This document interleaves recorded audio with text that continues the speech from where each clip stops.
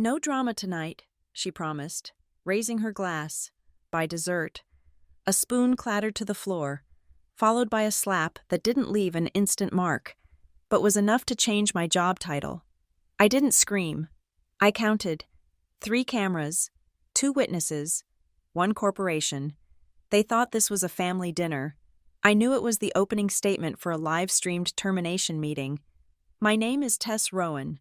At 34 years old, I am the Chief Operating Officer of Argent Anchor Logistics, a company my father built from 3 rusted container ships into a global artery of commerce. Tonight, I am seated in our villa in Crestfall Dunes, a monument of glass and white stone perched over a perpetually gray ocean. The dining table is a long, unforgiving stretch of lacquered mahogany. Set for 2. A crisp white linen runner bisects its length, and upon it sits polished porcelain that reflects the cold, recessed lighting from the ceiling. Across from me, framed by the floor-to-ceiling window that turns the Pacific into a dark, moving canvas, is my stepmother, Helena Pike. She is the acting CEO. The title is a temporary arrangement, a placeholder in my father's will, but she wears it like a coronation gown. She lifts a bottle of Sancerre, the condensation tracing a perfect, wet circle on the wood. The wine glugs into her glass, a sound that is too loud in the cavernous room. No drama tonight, she says, her voice a low purr that has charmed bankers and board members alike. She leans across the table to fill my glass, and the scent of her perfume, something expensive and floral, with a metallic undertone, breaches my space. She places a hand on my shoulder, her fingers pressing just hard enough to be felt through the silk of my blouse. It's not a gesture of affection. It is a warning, a gentle reminder of the hierarchy she believes she has established. I do not shrug it off. I let it rest there, a dead weight, another data point to be logged. Dinner proceeds with the sterile precision of a scheduled transaction. We speak of market futures, of fuel cost adjustments, of the new port contract in Singapore. Her words are smooth, practiced. Mine are concise, factual, stripped of any emotion that could be misconstrued as weakness. The food is technically perfect, seared scallops with a saffron risotto. But I taste nothing. My entire being is a sensor array, calibrated to detect the slightest deviation from the baseline. The deviation comes with the dessert course, a deconstructed lemon tart that looks more like an architectural model than a pastry. As Mara, the housekeeper, places it before me, I decide the moment has arrived. I was reviewing the Q3 expenditures this afternoon, I begin, my tone even, the same one I used to discuss quarterly earnings.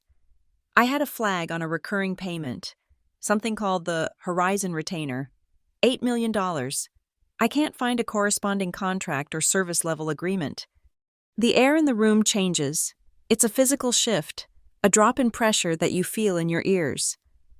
Helena's smile doesn't falter, but it becomes fixed, a mask of pleasantry stretched over something brittle. She picks up her small silver dessert spoon, her knuckles white. That's a legacy account, Tess, your father's arrangement, nothing to concern yourself with. I'm the COO, Helena. An $8 million line item with no documentation is my concern. It's the board's concern. That's when it happens. The silver spoon slips from her grasp. It hits the polished Italian tile with a high, sharp clatter that echoes in the silence. It is the perfect theatrical sound cue. Her other hand, the one not holding a now empty spoon, moves in a blur. The slap connects with the left side of my face. It is not a wild, hysterical strike. It is controlled, precise, the palm flat and hard, designed to shock and sting without leaving the kind of immediate, photographable mark a fist would. The force of it jerks my head to the side, and a starburst of heat blooms across my cheekbone and jaw. I do not flinch. I do not cry out. I do not even raise a hand to my face. My body remains perfectly still. I slowly turn my head back to face her, and I lift my gaze, not to her furious, dilated pupils, but to a point just above her head, in the far corner of the ceiling. There, nestled where the wall meets the ceiling, is a small, black dome, A camera. I had it installed 6 months ago, along with two others covering the kitchen and the main entrance. The official reason, logged in the house maintenance records, was enhanced food safety and delivery verification. It was a plausible lie. Everyone at Argent Anchor knows my obsession with process and security. Helena fought it, calling it an invasion of privacy. But I framed it as a corporate security measure for a key executive's residence. The board approved it. The true reason was for a moment precisely like this one. I watched the small, dark lens, my silent, impartial witness. Out of my peripheral vision, I see Mara, the housekeeper, frozen by the sideboard. Her hands are clenched at her sides, her face a pale mask of terror. She saw it. Witness number 1. To my right stands Helena's personal bodyguard, a broad man named Frank whose job is to be an impassive wall of muscle. He does his job. He turns his back, his posture a study in deliberate ignorance, and faces the vast, dark window. But he is careless. The formal dining room is lined with antique display cabinets, their glass doors polished to a mirror sheen. In the dark glass of the main wine cabinet, his entire form is perfectly reflected, a dark silhouette facing my direction. He is watching. Witness number 2. My phone lies on the table next to my water glass, exactly where I placed it when we sat down. It is screened down. The microphone, however, has been actively recording since the moment I heard the pop of the Sancerre's cork. The audio file will be time-stamped, capturing the clatter of the spoon and the wet, sharp sound of palms striking skin. Helena leans forward, her chair scraping against the tile. Her face is inches from mine. The mask of civility has shattered, and now I see the raw, panicked ambition beneath. Her voice is a venomous whisper, meant only for me. You will sign the NDA tomorrow morning. You will take a leave of absence for exhaustion, and you will not contest the transition. This is over. I hold her gaze for a beat, letting the silence stretch. I can feel the thrumming in my cheek, the deep ache beginning to settle into the bone. This is the pain she intended, but the calculation in my mind is a cool, soothing balm. Every component of my plan is locking into place. The video footage from 3 angles, the audio recording, the 2 human witnesses, one terrified and one complicit. I give her a small, tight smile. It is the most emotion I've allowed myself all night. Tomorrow morning, I reply, my own voice just a murmur. Is the audit committee? Her eyes widen almost imperceptibly. It's the first genuine crack in her composure. She thought this was a domestic dispute, a messy family power struggle she could contain with a non-disclosure agreement and a manufactured narrative about my mental health. She failed to understand that I never saw this as family. This has always been a corporate governance issue. Slowly, deliberately, I reach for the heavy linen napkin in my lap. I lift it not to my mouth, but to my cheek, gently pressing the cool white cloth against the spreading heat of the impact. The bruise will be a deep, ugly blue by morning, a stark violation against my pale skin, a physical record, but for now, I cover it. A simple, graceful gesture, like placing the cover sheet on a damning, unreleased report. Just before distribution, the meeting has just begun. The throbbing in my cheek is a dull, metronomic beat, a clock counting down. As I sit there, the white linen napkin a cool compress against my skin, the timeline of my life for the past year unspools behind my eyes, not as a chaotic flood of memory, but as a series of indexed events, each with a time stamp and a calculated significance. It began, as most corporate takeovers do, with a death.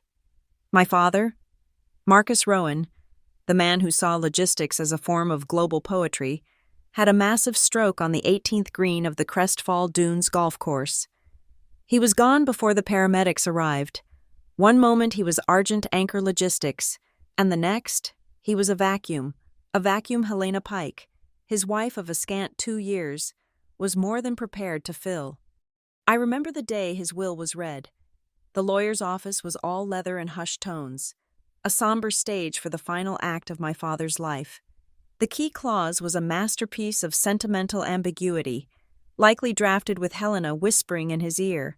She was to assume the role of acting CEO, to provide stability during a difficult transition. I, his only child and the COO who had spent the last decade learning every inch of the company, was to continue in my role until a suitable time for a permanent leadership transition is deemed appropriate. Deemed appropriate by whom? The will didn't say. It was a poison pill wrapped in the language of fatherly concern. Helena took it as a mandate. I took it as a declaration of war. From that day on, the 40th floor of High Spire Tower, our corporate headquarters, became two different worlds. Helena turned the boardroom into her personal stage. She was brilliant at it. I'll grant her that. She played the role of the grieving but resolute widow, charming the board with catered lunches and impassioned speeches about honoring Marcus's legacy. She spoke of vision, of synergy, of forward momentum. Beautiful, hollow words that filled the air and left no data trail. While she was performing, I was in the sublevels, in the climate-controlled hum of the data warehouse. My stage was a command line interface. My audience was an algorithm sifting through terabytes of shipping manifests, expense reports, and access logs. Helena was playing chess with people. I was building a case file. I was turning the data warehouse into a courtroom. The jury, our board of directors, was a collection of men and women who defined their neutrality by the quality of the complimentary lunch. They were legacy appointments, friends of my father who had grown comfortable and risk-averse. They would vote for whichever side presented the least amount of paperwork and the most compelling story. Helena gave them a compelling story. I was preparing to give them indisputable fact. In the hallways and the cafeterias of Argent Anchor, I had a reputation and a nickname. They called me Rowan Logic. The moniker was not meant as a compliment. It implied I was cold, an unfeeling machine of pure process and efficiency, the human equivalent of the operating system that ran our global logistics network. I did nothing to discourage it. Emotion is a liability in a hostile takeover. An algorithm cannot be baited. A machine cannot be intimidated. They saw me as my father's daughter, but without his warmth, they were right. Warmth is for peacetime. My investigation began not with a bang, but with a whisper. An anonymous email arrived in my encrypted inbox 3 months ago. No subject, no text, just a single JPEG attachment. It was a blurry photo of a restaurant receipt from a ridiculously expensive place downtown. The total was over $5,000. The signature at the bottom was Helena's, but the charge was listed to a corporate account I had never heard of. Kite and Bramble, LLC. Kite and Bramble. The name was whimsical, meaningless, but the charge was real. I began to dig, in parallel. I opened a new spreadsheet. I titled it Patronage. In it, I created 2 columns, date, time, and infraction. Every time Helena called me kiddo in a management meeting, I made an entry. Every time she patted my head and said, "Don't you worry your pretty little head about this," I added a line. Every condescending smile, every dismissive gesture, each became a data point, a small, meticulously recorded piece of evidence in a pattern of behavior designed to undermine and infantilize me in front of the people I was supposed to lead. It was petty, yes, but patterns are powerful. Juries and boards understand patterns. I wasn't alone in this. You can't audit a ghost corporation or build a legal case from a server room by yourself. My team was small, loyal, and invisible. There was Kier, a systems engineer who viewed the company's digital infrastructure as a living thing. He could pull deleted files from the ghost image of a recycled hard drive and trace a user's digital footprints through layers of firewalls. There was Naya, an assistant CFO who Helena had overlooked, seeing her as little more than a number cruncher. But Naya could read a balance sheet like a homicide detective reads a crime scene, spotting the tiny inconsistencies that pointed to a larger corruption. And then there was Olden. He was a security guard, a man in his late 60s who had been with my father from the very beginning. He was part of the furniture of High Spire Tower. A quiet, stooped presence in the lobby that everyone, including Helena, ignored. But Olden saw everything. He knew who came and went, who stayed late, and whose hands trembled when they swiped their access card. He was my eyes on the physical world, the analog complement to Keir's digital surveillance. My own mother died when I was 7. Aneurysm, quick, clean, and absolute. It left a hole in my life, and my father, a brilliant logistician, but a novice in the art of raising a daughter, filled that hole with business. He didn't teach me how to host parties or make small talk. He taught me how to read a bill of lading, how to calculate gross tonnage, and how to spot a weak clause in a contract. I was never groomed to be a docile, agreeable daughter. I was trained to be a shareholder, a stubborn one who understood that ownership was 9/10 of the law and control was the other 10th. Helena had mistaken my quiet, methodical nature for weakness. She assumed that because I didn't perform emotion, I didn't possess it. She mistook a coiled spring for a broken one. I knew I couldn't move against her based on a single receipt and a spreadsheet full of insults. I needed something more, something definitive, something that would shatter her carefully constructed image as the graceful, capable leader. I needed her to make a mistake she couldn't explain away with corporate jargon. I needed a moment so clear, so unambiguous, that even a board more interested in their free lunch couldn't ignore it. And tonight, in the cold, white light of this dining room, she finally gave it to me. The sting on my cheek is fading, replaced by a deep, resonant ache. It is the physical manifestation of her fatal error. This slap wasn't just an act of personal aggression. In the context of our corporate structure, it was a breach of fiduciary duty, an act of executive misconduct, a demonstration of catastrophic risk to the company's stability. She thinks she just disciplined a defiant stepdaughter. She has no idea she just handed the company's COO irrefutable grounds for her immediate dismissal. I was waiting for one wrong move, one crack in her perfect facade. This dinner, this slap, this was it. The first move was not mine. At 7:15 the next morning, a courier delivered a leather-bound folio to the villa's front gate. It did not come from a law firm, but from Helena's personal assistant. Inside, nestled in thick, cream-colored paper, was the non-disclosure agreement. It wasn't a document. It was a gag order dressed in corporate legalese. The language was suffocating, a web of clauses promising severe financial penalties for the disclosure of any information related to private family conduct and the personal health of executive officers. It was a sheathed threat. "Sign this," it said, "or we will destroy you by portraying you as unstable." I did not sign it. Instead, at 8:13, sitting at my desk in my home office, I logged into Argent Anchor's internal ethics and compliance portal. It was a system I had personally designed and implemented 2 years prior, a sterile, encrypted channel for reporting misconduct.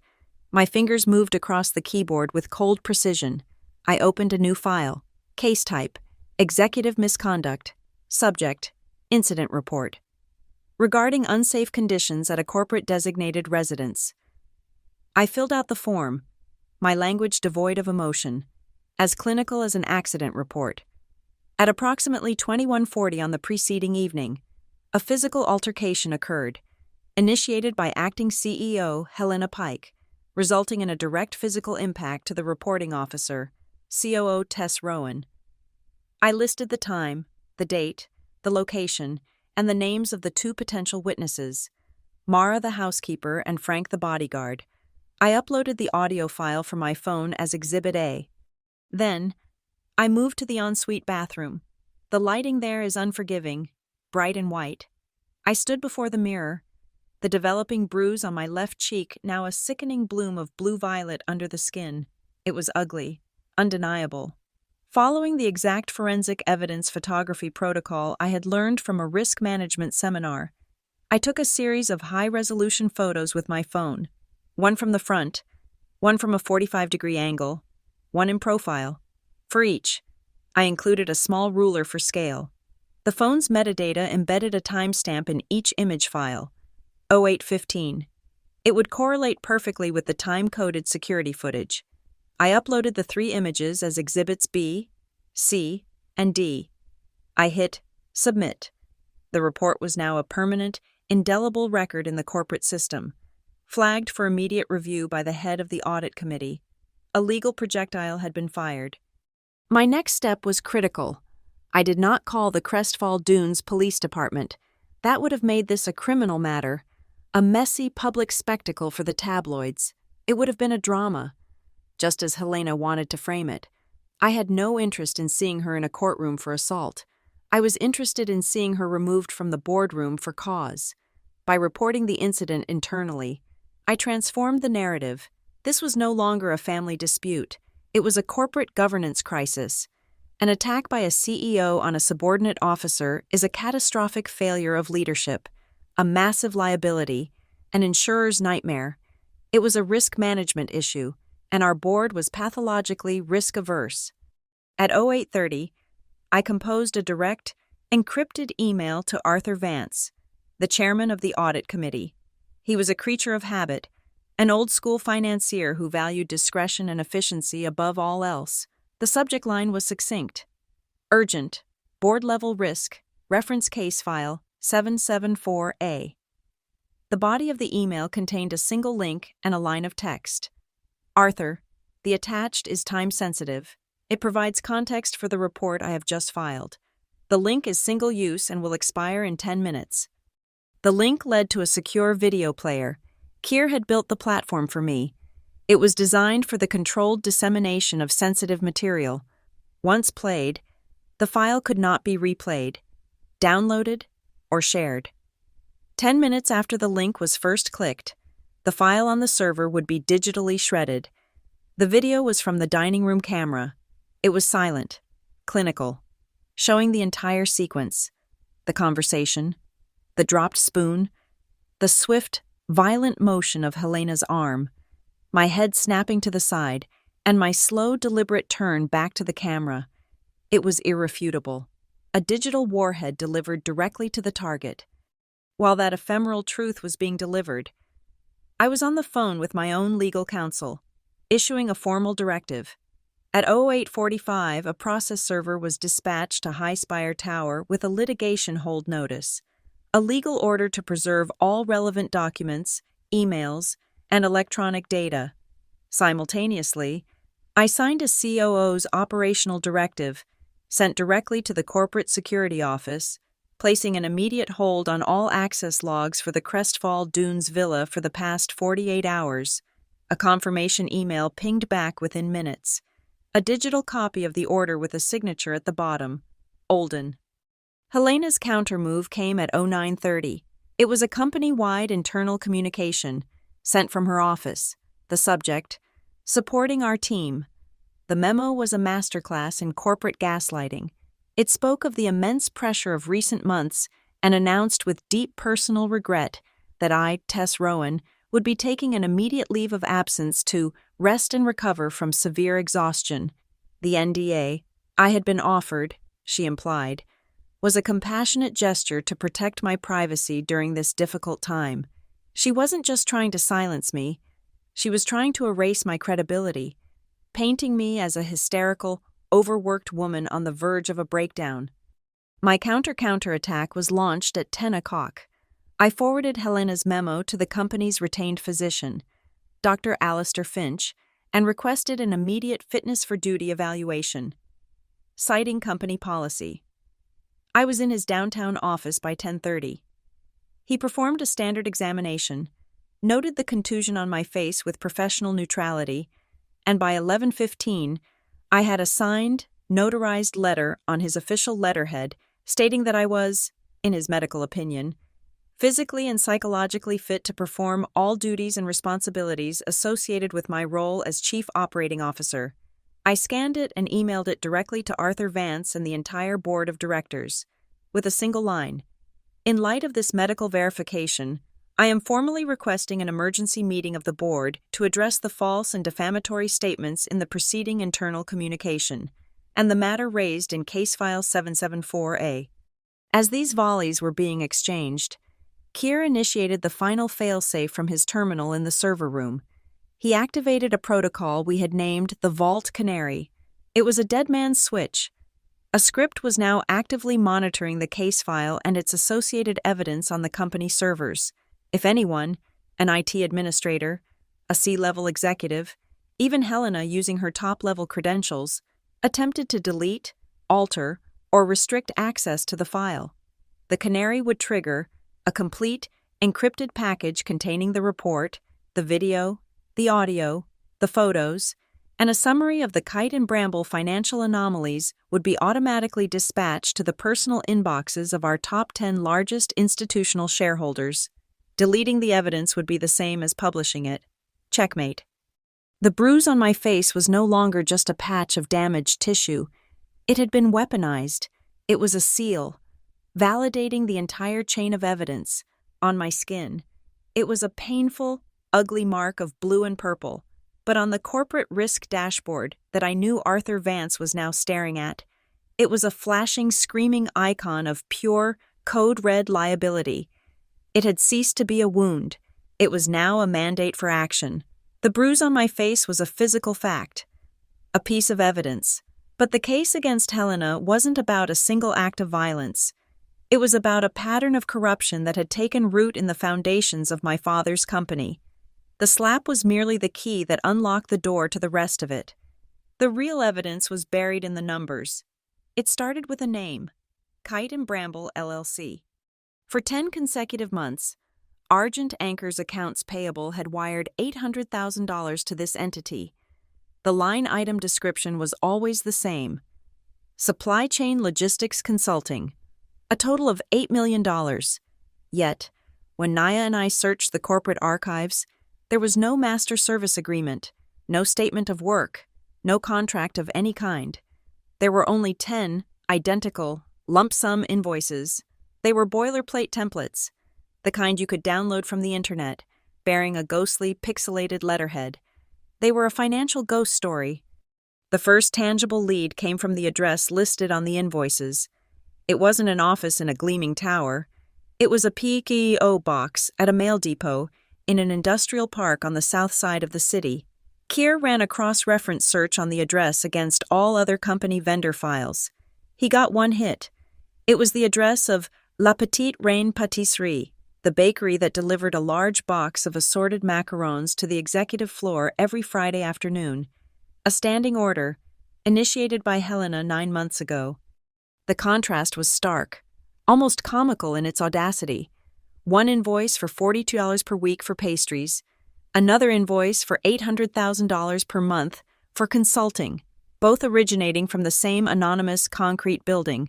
Helena was using the sweet, delicate macarons as a cover, a legitimate, trivial transaction to mask a massive, illicit one. A $42 taste of sugar to hide the bitter flavor of an $8 million crime. Naya was the one who unraveled how the money was being laundered. She lived and breathed for the minutiae of international shipping codes and value-added tax regulations. She found the anomaly in a series of shipments to a warehouse in Antwerp. The manifests listed critical systems spare parts, high-value, low-weight items with a correspondingly high VAT. But the shipping weights were all wrong, far too low for the declared contents. The containers were mostly empty. Argent Anchor was paying exorbitant taxes on phantom cargo, creating a paper loss. Kite and Bramble would then invoice for consulting to cover this exact amount, and Helena would approve the payment, effectively reimbursing herself with clean corporate funds. It was a classic carousel scheme, a circle of phantom goods and real money. But approval for payments that large required a 2-stage authorization, a COO and a CEO. I had never seen these invoices, let alone approved them. My digital signature was nowhere in the system. This was the part that had stumped us. How did she bypass the protocol I had designed to prevent exactly this? The answer, it turned out, was my father. When he died, the IT department had, of course, deactivated his user accounts, but they had neglected to recall his physical executive access badge. It was a relic, an oversight born of sentiment. Helena had it. With it, she could access the legacy administrative terminal in the old archives, a machine slated for decommissioning but still connected to the network. An old, forgotten printer connected to that terminal was our breakthrough. Kier found that its internal hard drive cached the last 100 print jobs. Hidden in that cache were print commands for the Kite and Bramble approval pages. The logs showed her using my father's admin credentials to manually override the COO signature requirement, inputting a false approval code. She was using my dead father's authority to rob his own company. This was the how. But we still needed the why. Where was the money going? The invoices to Kite and Bramble were a dead end. The company was a shell that simply vanished the funds. The real trail had been erased from our active servers. This is where Kier performed his magic. He told me about the network's edge nodes, small, self-contained servers placed at our remote logistics hubs for redundancy. One of these, a dusty box in a utility closet at our Kingsward freight depot, was designated Rook 04. It created a shadow copy of all financial databases every 24 hours, a snapshot in time. Helena had meticulously erased her tracks on the main server, but she didn't know about Rook 04. Kier put on a hard hat and a high-visibility vest and drove out to Kingsward. 2 hours later, he had a complete, unaltered copy of the database from before her digital cleanup. With the restored data, Naya traced the outflow from Kite and Bramble's bank account. The money didn't stay there for more than an hour. It was wired, in its entirety, to a private trust managed by a boutique firm in the Cayman Islands. The trust was named Lattice Orchard. Naya pulled the incorporation documents. There were 2 named beneficiaries. The first was, unsurprisingly, Helena Pike. The second name made the air leave my lungs. It was our own chief legal officer, Julian Croft. The man whose job it was to protect the company from this exact kind of malfeasance was her accomplice. This was no longer just embezzlement. This was a conspiracy at the highest level of the company. I now had a complete, undeniable chain of evidence: the invoices, the VAT fraud, the printer logs, the shadow database, the trust documents. I printed everything, hard copies. Digital evidence can be wiped, but a stack of paper's a stubborn thing. I had a 2-inch thick binder of her crime, but where to keep it? We couldn't risk leaving it in the office. Julian Croft could bury us in legal motions to seize it. We couldn't keep it at the villa. It needed to be somewhere safe, somewhere no one would ever think to look. It was Olden's suggestion. He saw me leaving late, the heavy binder in my briefcase. "Trouble looks heavy," he'd said in his quiet way. I told him I had a sensitive package. He nodded toward the lobby's reception desk, where a box of Friday's macarons had been left. "Sometimes," he said, "the best hiding place is the one everyone sees." The idea was perfect in its simplicity. The next day, I bought a new, identical box of lemon macarons. I ate them all, methodically, until the box was empty. Then, I put the USB drive containing the scanned copies of every document inside. I placed the empty featherlight box on my desk, a cheerful yellow square in plain sight. I thought I finally had the complete picture. I was wrong. The final piece of the puzzle arrived via Naya, who had been granted access to the company's insurance policies as part of her CFO duties. She sent me a file, flagged as urgent. It was a new policy, taken out 6 weeks ago. It was an executive protection rider, specifically covering legal fees and corporate liability in cases of workplace violence, including domestic disputes that spill over into the corporate environment. It was an insurance policy against exactly what happened at dinner. It was signed, in her elegant, flowing script, by Helena Pike. I stared at the document on my screen, and suddenly, everything became terrifyingly clear. The slap was not an impulsive act of anger. The internal memo about my exhaustion was not just a defensive smear. They were premeditated steps in a much larger, more sinister plan. She wasn't just defending herself against my discovery of her fraud. She was building her own narrative, a counter case in which I was the unstable, violent one, and she was the victim. She had seeded the ground for weeks, preparing to paint me as the aggressor. She had taken out an insurance policy to prove it. I leaned back in my chair, the chill of the leather seeping through my clothes. She hadn't just made a mistake. She had laid a trap, and I had walked right into it. But in doing so, she had revealed her entire strategy. I smiled. The plan was no longer just about exposing her, it was about surviving her. The discovery of Helena's insurance policy was a cold plunge. It recontextualized everything, shifting her actions from impulsive cruelty to calculated aggression. She wasn't just covering her tracks. She was laying a new set of tracks, leading to a version of reality where I was the villain. For a moment, the sheer, cold-blooded strategy of it left me winded. I had my evidence, my logic, my chain of custody. She had a narrative, and narratives, I knew, could be more powerful than facts, especially in a boardroom that craved simplicity. It was in that moment of cold clarity, staring at the insurance document on my screen, that my allies began to emerge. Not from the executive suites, but from the quiet, overlooked corners of Argent Anchor. The first was Olden. I saw him the next morning as I entered High Spire Tower, using my still-active access card like a declaration of war. He stood at his usual post by the main security console in the lobby, a ghost in a crisp uniform. As I passed, he stepped away from the desk, his movements slow and deliberate. He didn't say my name. He simply fell into step beside me as I walked toward the private executive elevator. "Your father," he said, his voice a low rumble, barely audible over the lobby's hushed marble echo. "He was a good man, but he wasn't a fool." We stopped at the elevator bank. The polished steel doors reflected our distorted images. Me, tall and rigid. Him, slightly stooped but solid as granite. He slipped a hand into his pocket and pressed a small, cool object into my palm. It was a tiny memory card, the kind you'd find in a camera.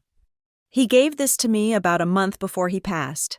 Olden continued, his eyes fixed on the elevator doors.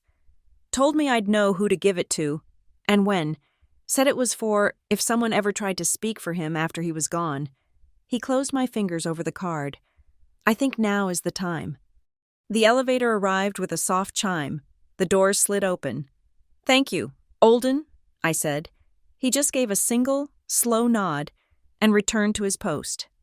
Upstairs, in the sterile silence of my office, I slid the card into my laptop. There was only one file on it. No name, DAT. I clicked play. The video was grainy, clearly filmed on a webcam in my father's home study. He looked tired, the lines around his eyes deeper than I remembered. He stared directly into the lens, as if he could see me across time. "Tess," he began, and the sound of his voice was a physical blow. "If you're watching this, it means I'm gone, and it probably means someone is trying to use my name, my authority, to do something I wouldn't approve of." He leaned closer. "My executive access credentials. They're a key to the whole kingdom. I've told it to decommission them upon my death. But things get missed. If, for any reason, you find that someone is using my access badge, my logins, after I'm gone, I want you to take it as my final directive. That person does not have the best interests of Argent Anchor at heart. They are to be removed. No debate, no second chances. That's not a request. Tess, it's an order from the founder." The video ended. I sat there, the screen dark, my father's face seared into my mind. He had left me a weapon, a final, posthumous command. The file, noname.dat, was no longer anonymous. I renamed it. The Founder's Message, MP4. The second ally came via a panicked phone call. It was Mara, the housekeeper. Her voice was a shaky whisper. "Miss Rowan, I am so sorry. I was so scared. I saw everything." "I know you did, Mara," I said, my voice calm, reassuring. "You don't have to do anything you're not comfortable with." "No," she said, a flicker of steel in her tone. "That woman, she is not a good person. I want to help." She paused. "She hates cameras. She made me unplug the one in the sitting room, but she is vain. She forgets about the ones that don't show her face." "What do you mean?" "The new oven," Mara said. "The one you had installed. The smart one. It has a camera inside, to check on the food. She never thinks about it." A new thread. I thanked Mara profusely and immediately called Kier. He was silent for a long moment after I told him. "The Wolfhelm Probake 7, he finally said, his voice full of dawning comprehension. "It doesn't just have a visual camera, it has a thermographic imager for monitoring heat distribution. The logs are stored locally on the home network server." He went quiet again, and I could hear the furious clicking of his keyboard. "I'm in," he said a minute later. "I've got the log file. The thermal data is time-stamped. It won't show a clear picture of her face, but it will show a heat signature, the shape of a person sitting, and the shape of another person standing, leaning over, and then a rapid thermal event, an arm, moving at high velocity, transferring kinetic energy, heat, upon impact with a cooler surface." He had found a heat signature of the violence, a scientific, impartial record of the blow. Next came Naya. She requested an in-person meeting, away from the office. We met at a sterile coffee shop downtown. She looked like she hadn't slept. She slid a plain manila envelope across the table. "Helena and Julian Croft tried to get me to do something about 6 months ago," she said, not meeting my eye. "Bury a capital loss from a failed venture in the operational budget. It was creative accounting at best, fraud at worst. I refused." She finally looked up. "She threatened my career. I caved. I cooked the number, but I kept the email chain where Julian gave me the instructions." She pushed the envelope closer. "And I made a friend at our external auditing firm. I told him, hypothetically, what was happening. He's waiting for a call." She had been a victim long before I was, and she had the receipts to prove it. The web of allies grew. A container driver, a man I only knew as Sully, contacted me through a secure messaging app. He had heard whispers from the dispatchers. He told me about the loop runs, late at night. He'd be ordered to take a container, logged as full of high-value electronics, on a 4-hour loop around the state, only to return to the same depot, the container still empty, the seal unbroken. He was paid overtime, and the truck's GPS logs were used to justify massive fuel and maintenance expenses, all part of the VAT fraud Naya had uncovered. I convened a secure video conference with them all that night.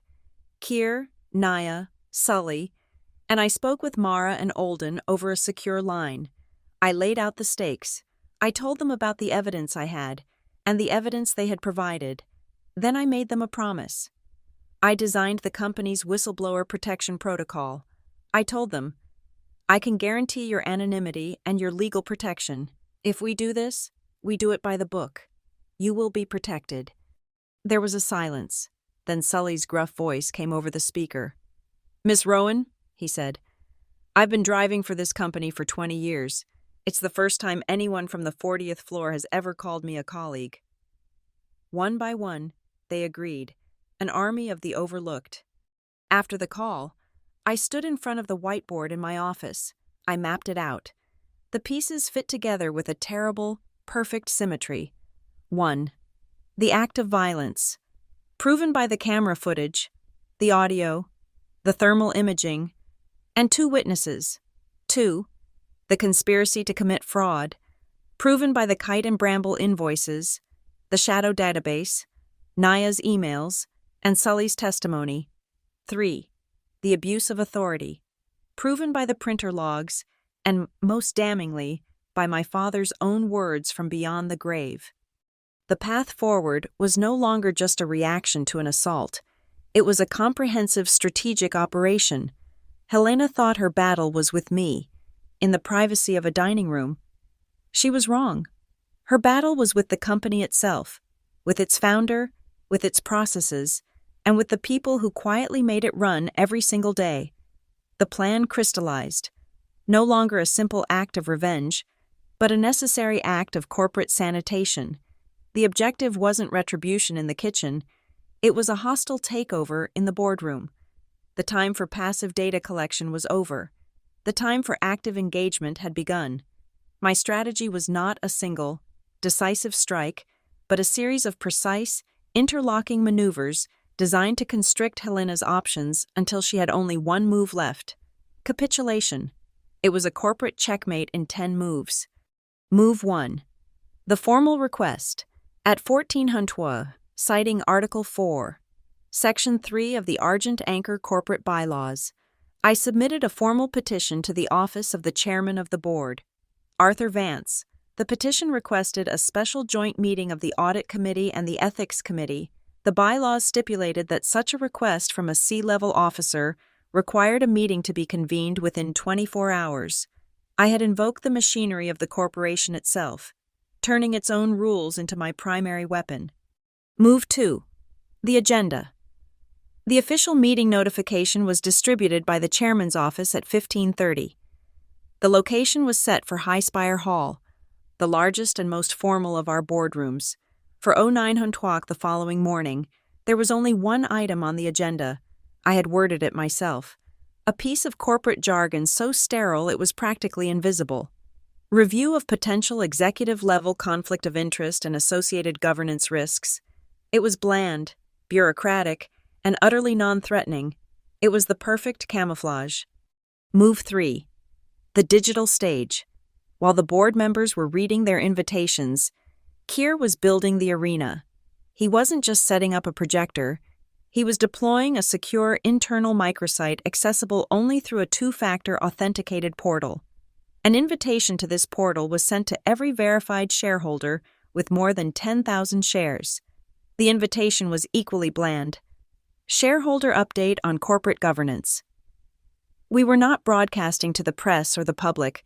This was a private internal matter for the owners of the company. It transformed the boardroom from a closed chamber into a glass box, with the most powerful stakeholders watching our every move in real time. Move 4. The failsafe. Keir reconfigured the Vault Canary protocol. Its trigger was no longer just the deletion of a file. It was now tied directly to the live stream's data feed. He set a simple, brutal condition. If the stream was interrupted, terminated, or tampered with in any way before the meeting was formally adjourned by the chairman, the canary would activate.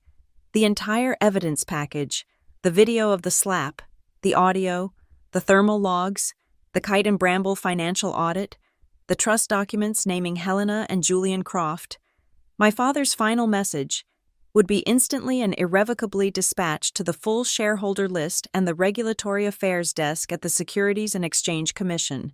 The truth now had a dead man's switch. Move 5. The legal perimeter. At 1600, my personal attorney filed an ex parte motion at the Crest Falls Civil Courthouse. It was a petition for a temporary restraining order and a preservation of evidence order against Helena Pike and Julian Croft. By 1700, a judge had signed it. A court-martial served the papers at Highspire Tower an hour later. The order was sweeping. It legally barred them from destroying, altering, hiding, or transferring any documents, data, or assets related to Argent Anchor Logistics and the Lattice Orchard Trust. The corporate battle was now officially on a court docket. Any misstep on their part would not just be a breach of company policy, it would be contempt of court, a criminal offense. I had drawn a legal fence around the evidence. Move 6. The arsenal. Naya had spent the day refining our offensive. She distilled the mountain of data from the 2-inch binder into a stark, minimalist presentation. 20 slides.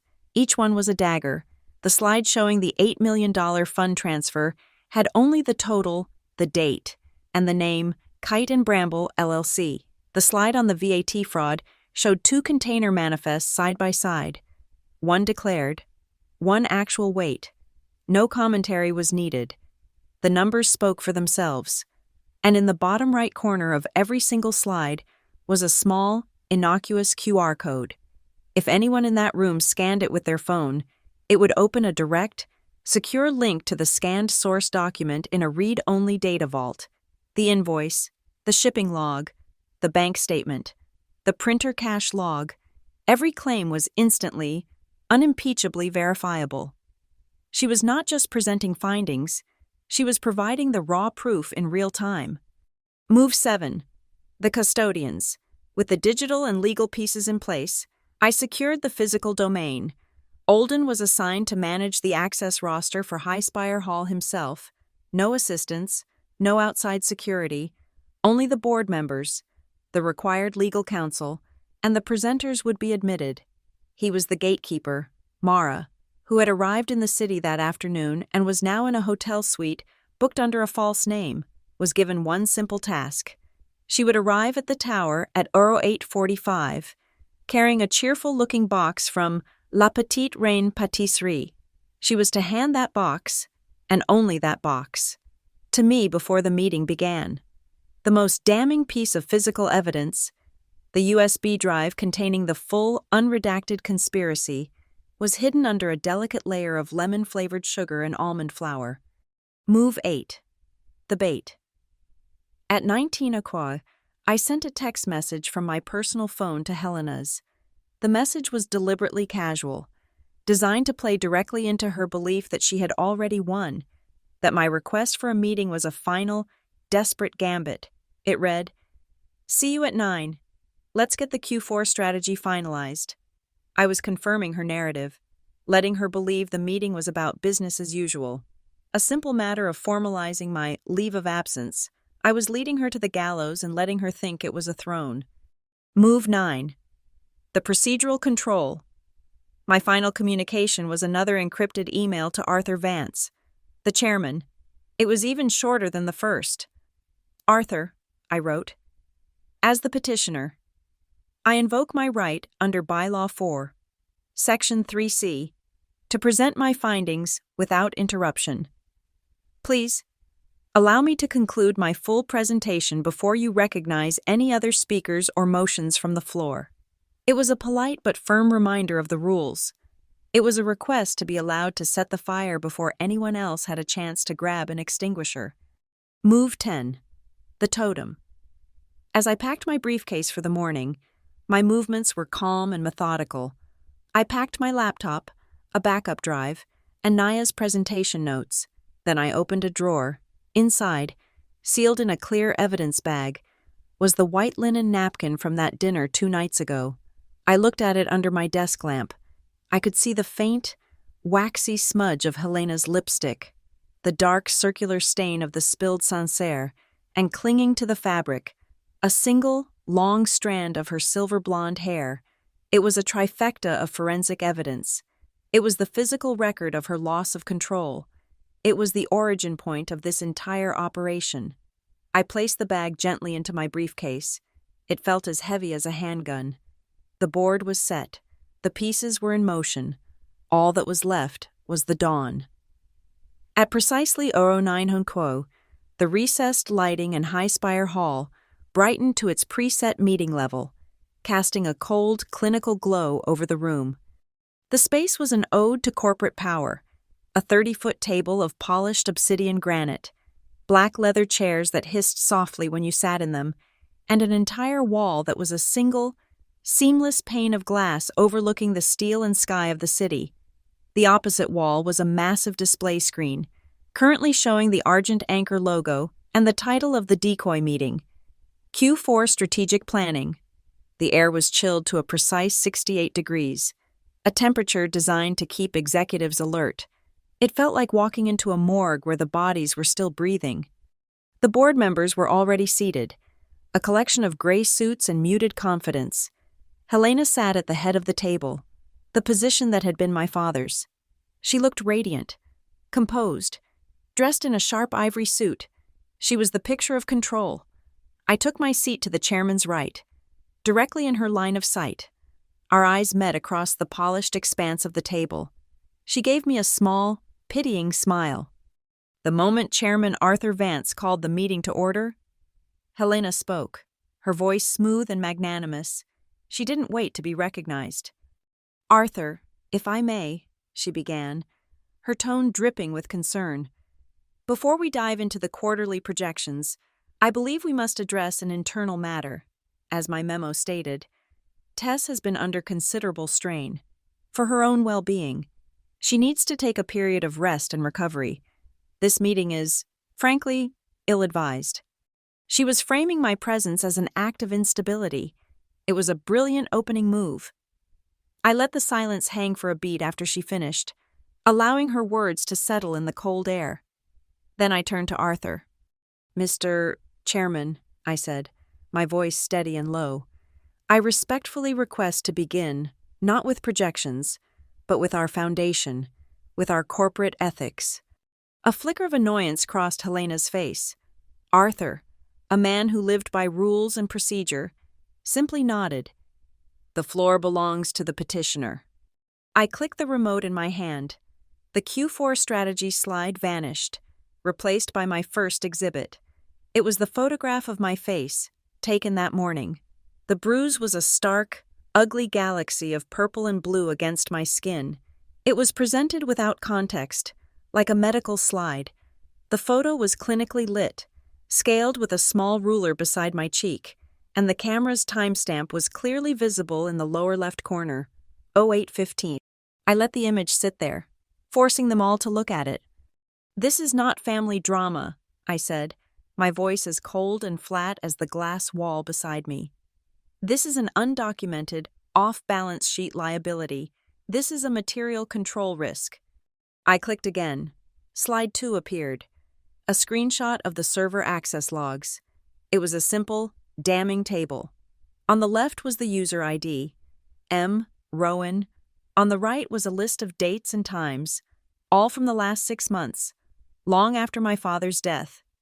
Helena's brow furrowed, the first visible crack in her ivory facade. She didn't know about the printer cache. Click, slide 3, a clean, simple flowchart created by Naya, a box labeled Argent Anchor Logistics on the left, an arrow showing $8,000 flowing to a box in the middle labeled Kite and Bramble LLC. From there, another arrow pointed to a box on the right labeled Lattice Orchard Trust.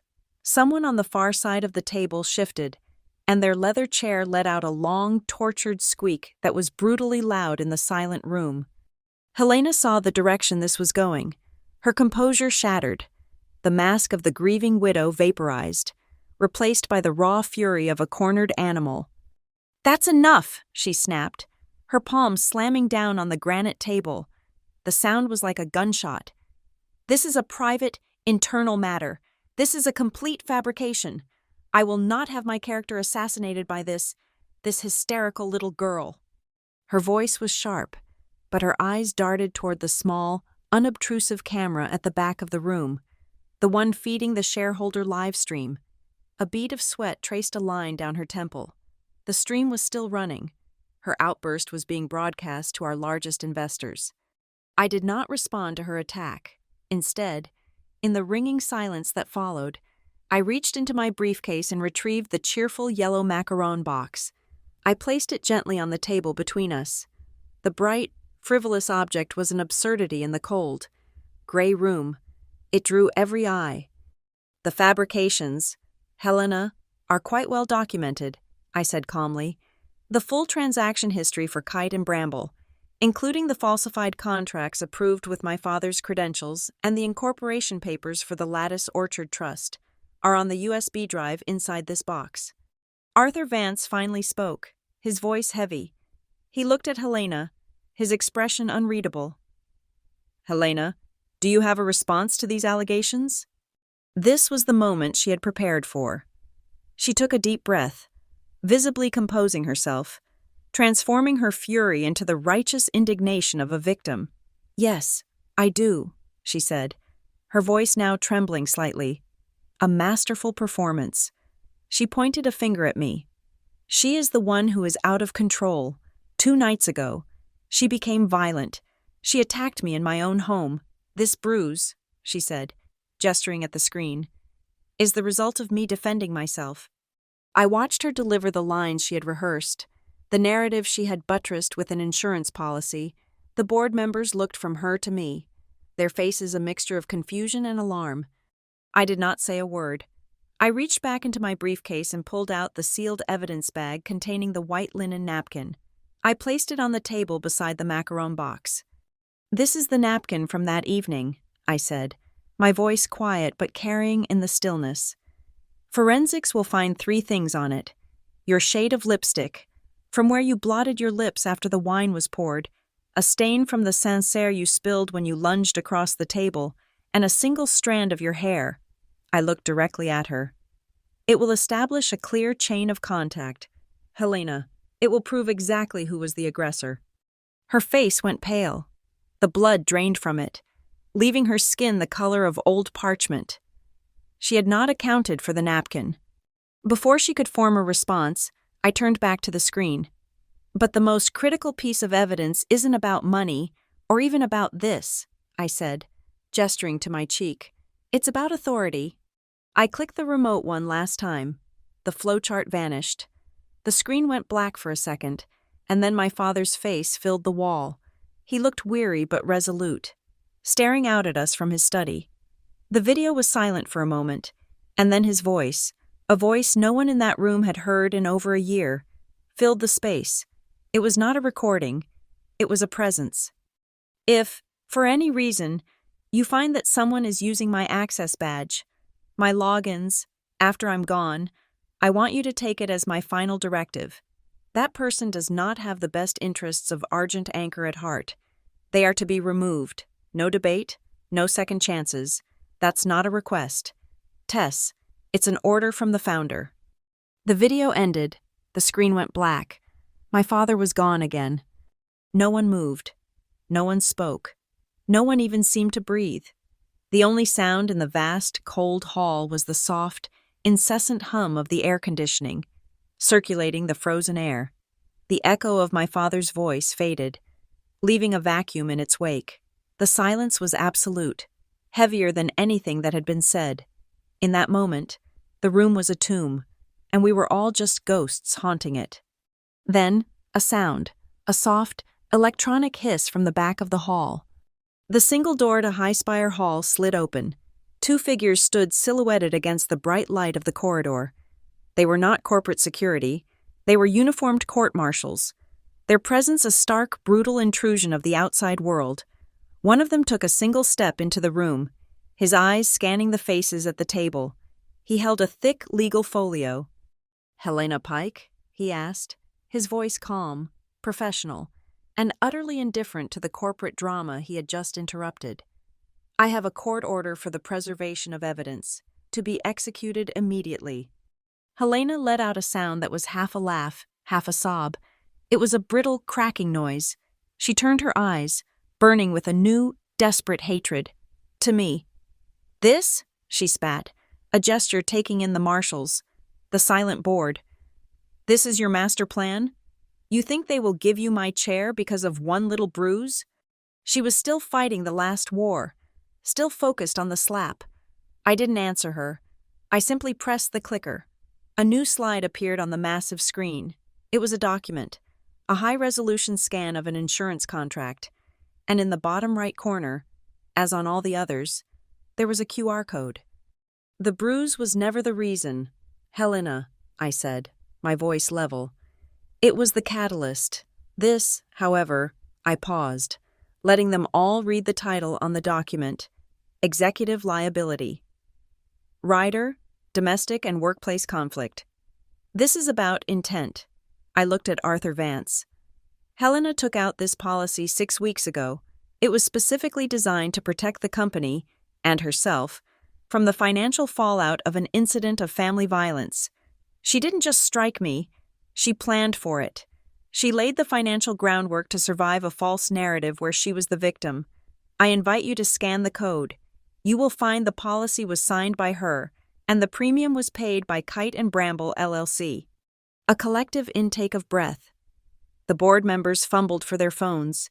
This was no longer about a loss of temper. This was premeditated fraud. This was a conspiracy against the company itself. Before the murmur could swell, I gave a slight nod. In the server room 3 floors below, Keir hit a key. A new window bloomed on the main screen, a split view. On the left was the silent, black-and-white video from the dining room camera. On the right was something alien, a shifting, abstract map of reds, yellows, and blues, the thermal imaging log from the oven. "Naya," I said into my lapel mic, "overlay the audio." Suddenly, the room was filled with the sounds of that dinner, the clink of silver, our voices discussing logistics, and then the sharp, distinct clatter of a spoon hitting tile. At the exact same moment, on the thermal display, a bright red shape, Helena's arm, moved in a violent arc, A bloom of yellow and white, a flash of heat, appeared on the cooler blue shape of my head. The sound of the slap, the wet, percussive crack captured by my phone's microphone, was perfectly synchronized with the thermal transfer of energy. We were watching a scientific diagram of an assault. The impact of this new, irrefutable evidence was immediate. At the far end of the table, a man stood up so abruptly his chair screeched backward. It was Julian Croft, our chief legal officer. His face was the color of ash. "Mr. Chairman," he stammered, his hands visibly shaking. I must tender my resignation, effective immediately." He looked wildly around the room, his eyes landing on the impassive face of the court-martial. "And I wish to formally request protection as a corporate witness." He was her primary accomplice, and he had just turned state's evidence in front of the entire board. It was over. The conspiracy had just eaten itself. Helena stared at him, her mouth agape, a look of pure betrayal on her face. Her last ally had just abandoned her.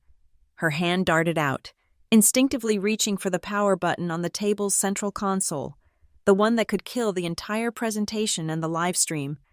Just as her fingers touched the button, her phone, lying screen up on the granite, lit up and vibrated violently.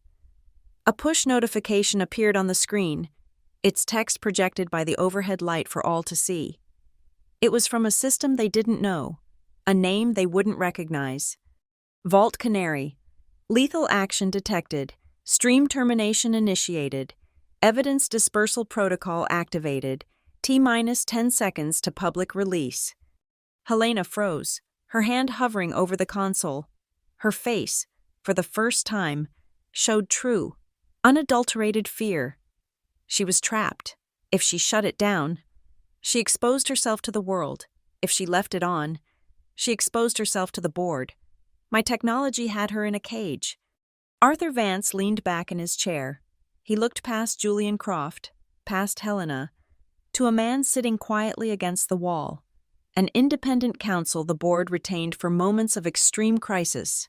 "Mr. Calloway," Arthur said, his voice a low rumble, "in your independent opinion, are there sufficient grounds for a vote of no confidence and immediate removal for cause?" The lawyer didn't hesitate. He looked at Helena, then at the screen, then at the court-martials. "Mr. Chairman," he said, his voice clear and final, "there are." That was my cue. I stood up. I looked across the table at the woman who had tried to erase me, first from my father's life, and then from his company. "Argent Anchor is not a stage for a performance. Helena," I said, my voice cutting through the tension. "It's a balance sheet, and your liabilities have finally come due." I sat down and looked at the main screen. The thermal imaging and the video vanished, replaced by the stark, official language of a corporate resolution. Motion. To wit, the immediate removal of acting CEO Helena Pike for gross misconduct, breach of fiduciary duty, and actions detrimental to the company. Motion. To wit, the immediate appointment of COO Tess Rowan as acting CEO, pending a full shareholder confirmation. Below the text, 2 boxes appeared, AI and nay. On the tablets in front of each board member, the same vote appeared, one by one. The votes began to register on the main screen. It was a landslide, a silent, digital execution. As the final vote locked in, a new line of text appeared at the bottom of the screen, a final, impersonal stamp of finality. Result verified and recorded to corporate ledger via internal blockchain, immutable. A moment later, the chairman's tablet chimed. He glanced at it. "I have just received a confirmation from the accounting department," he announced to the silent room. "The resolution is logged. The action is complete." The digital votes on the screen were like tombstones. Arthur Vance cleared his throat, the small sound unnaturally loud in the funereal quiet. He picked up a single sheet of paper, the official, printed resolution, and read it into the record. His voice was a flat, unemotional instrument of corporate law. "By a unanimous vote of the Joint Committee," and effective immediately. Helena Pike is hereby removed from the position of Acting Chief Executive Officer and all other roles and responsibilities at Argent Anchor Logistics for cause. The words were a legal guillotine, swift and final. He placed the paper down. This portion of the meeting is adjourned. The court-martials, who had been waiting with professional patience at the back of the room, moved forward. There was no aggression in their approach, just an inexorable sense of process. One stood beside Helena's chair, while the other placed a sterile-looking cardboard box on the table in front of her. "Ma'am," the first marshal said, his voice polite but firm, "we'll need your corporate-issued property, your phone, access card, and laptop." For a moment, Helena just stared at the empty box. It was as if she couldn't process this final, mundane humiliation. The transfer of power she had schemed for, the empire she had tried to steal, had ended with a demand for basic office supplies. With a trembling hand, she slid her phone across the table. It was followed by her corporate ID, which clattered softly on the granite. The second marshal took her laptop, closed the lid with a soft click, and placed it inside the box. The small sounds of her erasure. She pushed her chair back and stood, her movements stiff. She looked down the long table, not at the board members, who were all studiously avoiding her gaze, but directly at me. The pitying smile was long gone, replaced by a look of such concentrated venom that it felt like a physical force.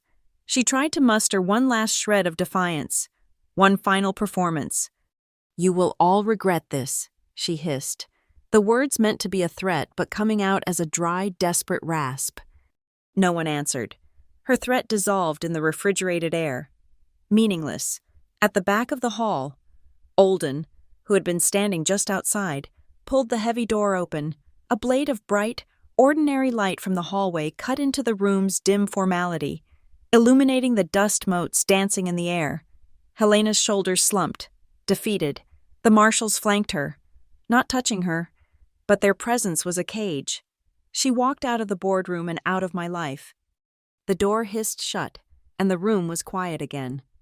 Arthur Vance slid a tablet across the table to me. "Tess," he said, his voice now holding a trace of weary respect. "You are now acting CEO. The situation requires your immediate authorization." On the screen was a single document, a formal directive authorizing a full, forensic, and unlimited special audit of the Lattice Orchard Trust and all associated entities. My first act as leader, I picked up the stylus. The pen felt like a scalpel, an instrument to cut away a cancer. I signed my name at the bottom. The signature was clean and steady. My name, Tess Rowan, acting CEO. I slid the tablet back to Arthur. The order was now active. The cleanup had begun. I looked at my own laptop screen, where I had a direct encrypted chat open with Kier. "Me. It's done. Secure the stream. Distribute the minutes. No commentary. Kier. Roger that. Microsite coming down now. Signed. Verified minutes being dispatched to the shareholder portal. Clean and quiet. The canary is disarmed." The digital battleground was being sterilized. The shareholders would receive a formal, bloodless account of the resolution. There would be no video of the breakdown, no audio of my father's voice, no record of the backstage drama, just the cold, hard, and legally defensible facts. Order restored. I stood up and walked to the head of the table, to the chair that Helena had just vacated. It was still warm. I looked down at the empty space she had occupied. Then I walked back to my seat, picked up the yellow macaron box, and returned to place it squarely in the center of her empty place setting. The USB drive was gone. I had palmed it when I first put the box on the table, so the box was now truly empty, a sweet, hollow monument to a bitter truth, a pop of frivolous color in a sea of gray, a final, silent piece of commentary that only I would understand. My personal phone vibrated in my pocket. I pulled it out. It was a text message from a number I knew by heart. Mara. The kitchen has been cleaned. Miss Rowan, everything is back in its proper place. I typed a simple reply. Me. Thank you. Mara. The cycle was complete. The violence that began in a kitchen had been answered and neutralized by a clinical procedure in a boardroom. The house was clean. I turned to find Naya standing beside me, her expression a mixture of relief, awe, and concern. She had a stack of papers in her hand, the hard copies of her presentation. "Tess?" she asked, her voice barely a whisper. "Are you okay?" I looked at her, my steadfast, brilliant ally. I considered the question. Was I okay? The bruise on my cheek throbbed with a dull, persistent ache. I was exhausted down to my bones, but the air in the room felt clean for the first time in a year. The weight on my shoulders, the constant, grinding pressure of the fight, was gone. "I'm fine," I said, and I realized it was the truth. "The company is fine." A soft chime announced the arrival of the executive elevator. The marshals were leading Helena away. She stopped as the polished steel doors slid open and turned to look back, her eyes finding mine one last time across the long corridor. The hatred was still there, but beneath it was something new, a raw, dawning comprehension. In her eyes, I was no longer the sentimental child of her dead husband. I was no longer Kiddo. I was the architect of her ruin. It was the final ledger entry of her gaze, a silent acknowledgement of the debt she had just been forced to pay in full. She turned and stepped into the elevator. The doors began to slide shut, catching the light, erasing her from view. They closed with a soft, final click, the chime that signaled its departure, a single, clear, musical note, echoed down the marble hall. It sounded like a period at the end of a long, brutal sentence. The board members filed out of High Spire Hall, not with chatter or congratulations, but with the quiet, sober gravity of men who had just averted a catastrophe. They nodded at me as they left, their expressions a mixture of relief and a new, cautious respect. They left behind a room that was perfectly, unnervingly still. The obsidian table reflected the cold ceiling lights like a frozen lake. Stacks of Naya's presentations sat at several places, the papers perfectly aligned, their QR codes facing up. The signed resolution lay in front of the chairman's empty chair. Each document was a checkbox that had been ticked, a task completed in a long and brutal project plan. The war was over. All that remained was the paperwork. I walked the length of the room, my footsteps the only sound. I stopped before the immense glass wall that overlooked the city. The sky was a pale, indifferent gray. My reflection stared back at me, a ghost superimposed over the grid of streets and skyscrapers below. I leaned closer, examining the mark on my cheek. The bruise was no longer a hot, angry wound. It was a cooling nebula of blue and deep violet, a fading map of the battle. It had been my shield and my primary exhibit. It had done its job. Now, it was just damaged tissue, a physical artifact that would heal and disappear. The evidence had served its purpose. Its mission was complete. Returning to the table, I sat not in the chairman's seat, nor in Helena's, but in my own. I opened my laptop, the screen illuminating my face in the dim light. My fingers moved over the keyboard, drafting the first and only company-wide communication I would send today. The words were sparse, clinical, and absolute. Subject: Corporate Governance Update. To all Argent Anchor personnel, there will be no press release regarding the recent changes in executive leadership. Our sole focus is a comprehensive, externally led audit of all financial and operational protocols. Work continues as scheduled. I signed it with the name and title that were now mine. The letters looked unfamiliar on the screen. A new skin I had not yet grown into. Tess Rowan, Acting CEO. I hit send. The message went out to our thousands of employees across the globe. A single, clear signal that the era of performance was over. The era of process had begun. My work in this room was almost done. I picked up the sealed evidence bag containing the white linen napkin. Through the clear plastic, the faint smudges of lipstick and wine were like hieroglyphs from a dead civilization. I folded the bag carefully, the plastic crinkling softly, and placed it into an inner pocket of my briefcase. It was no longer evidence. It was a receipt.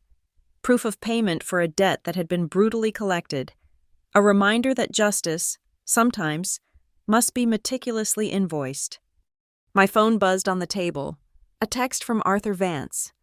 Chairman, strategy meeting this afternoon? 3 p.m.? I looked at the message, at his attempt to immediately fill the vacuum with the familiar rhythm of meetings and planning. He wanted to move on, to build the future. But the foundation had to be secured first. I would not be rushed. I would not inherit Helena's frantic, forward-falling momentum. I would set my own pace, a pace of deliberate, methodical control. No, tomorrow. I put the phone away. I gathered my laptop and my files, my movements unhurried. The room was now just a room, its power drained, its purpose served. I walked toward the exit, my briefcase feeling lighter than it had in a year. As I stepped into the vast, empty corridor of the 40th floor, the cold afternoon light slanted through the high windows, stretching my shadow long and thin on the polished marble floor. It was a lonely, sterile landscape, a summit that was silent and cold. Ahead of me, the private executive elevator chimed, the doors sliding open as if it had been summoned by my mere presence. It waited for me, an open gateway. I stopped before the polished steel doors and looked at my reflection in their mirror-like surface. It was a clearer image than the one in the boardroom window. I saw a woman whose face was bruised but whose eyes were steady.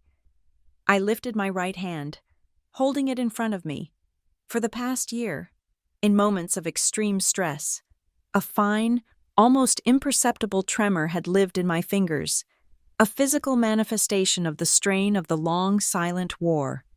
Now, I held my hand perfectly still in the cold air. There was no shake, not a flicker. The storm inside had passed. The machine was running at peak efficiency once more. I took a deep breath. The refrigerated air sharpened my lungs. I thought of Helena's words from that night, the lie she had told to signal the start of the battle.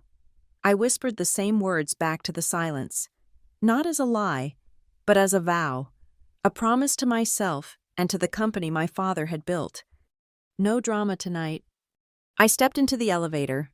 The doors slid shut, sealing me inside the quiet, descending steel box. The end. Thank you so much for listening to the story. I'd love to know where you are tuning in from, so please drop a comment below and share your thoughts on Tessa's journey. If you enjoyed this, please consider subscribing to the channel and liking the video. And if you really want to support the work, hit that hype button to help this story be heard by more people.